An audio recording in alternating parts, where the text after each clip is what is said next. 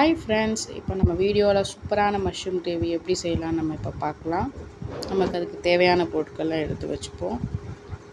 வெங்காயம் ஒரு 2 எடுத்துக்கோங்க, தக்காளி ஒரு 2, இஞ்சி பூண்டு பேஸ்ட்டு, மஷ்ரூம்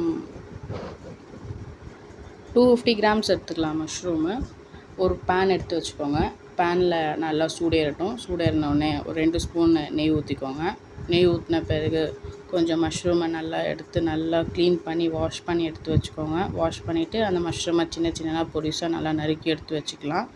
அது நறுக்கின மஷ்ரூமை எடுத்து நெய்லியே நல்லா ஃபஸ்ட்டு ஒரு 5 to 10 மினிட்ஸ் நெய்லியே நல்லா ரோஸ்ட் பண்ணி எடுத்து வச்சுக்கோங்க. அப்போ தான் அது கொஞ்சம் சாப்பிட நல்லா டேஸ்ட்டாக இருக்கும் அந்த மஷ்ரூம்.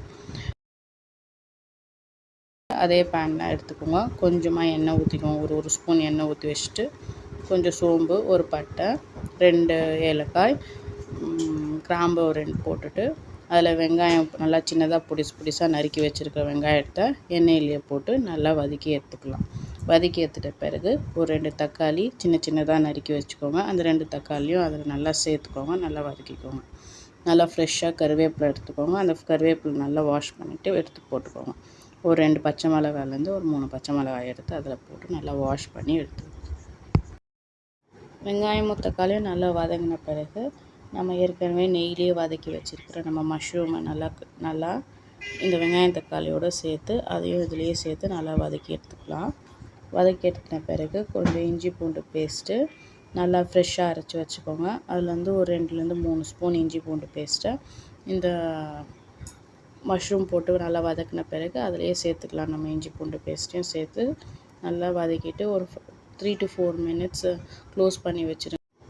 ஒரு 2லேருந்து 3 ஸ்பூன் இஞ்சி பூண்டு பேஸ்ட்டு சேர்த்துக்கலாம். இஞ்சி பூண்டு பேஸ்ட்டு சேர்த்துன பிறகு நல்லா அதோட பச்சை வாசனை போகிற வரையும் நல்லா கலரி கொடுத்துக்கோங்க. அது கலரி கொடுத்துட்ட பிறகு கொஞ்சமாக மஞ்சள் தூள், கொஞ்சம் மிளகாய்த்தூள், கொஞ்சம் தனியாத்தூள் எல்லாமே உங்களுக்கு தேவையான அளவுக்கு கொஞ்சம் சேர்த்து ஒரு ஸ்பூன் சேர்த்துக்கோங்க. சேர்த்துன பிறகு கொஞ்சம் கரம் மசாலாவும் அதில் சேர்த்துனிங்கன்னா ரொம்ப சூப்பராக இருக்கும்.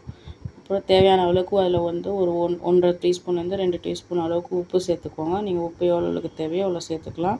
கடைசியாக கொஞ்சம் மிளகுத்தூள் எடுத்துக்கோங்க. நல்லா மிளகுத்தூள் இருந்தால் எடுத்துக்கோங்க. இல்லைன்னா ஒரு 50 கிராம் மிளகு எடுத்து மிக்சியில் நல்லா கிரைண்ட் பண்ணிவிட்டு அந்த தூள் 1 ஸ்பூன்லேருந்து 2 ஸ்பூன் சேர்த்துக்கலாம். லாஸ்ட்டில் கடைசியாக மிளகுத்தூள் சேர்த்து கலரி விட்டுக்கோங்க. சூப்பரான மஷ்ரூம் கிரேவி ரெடி ஆயிடும்.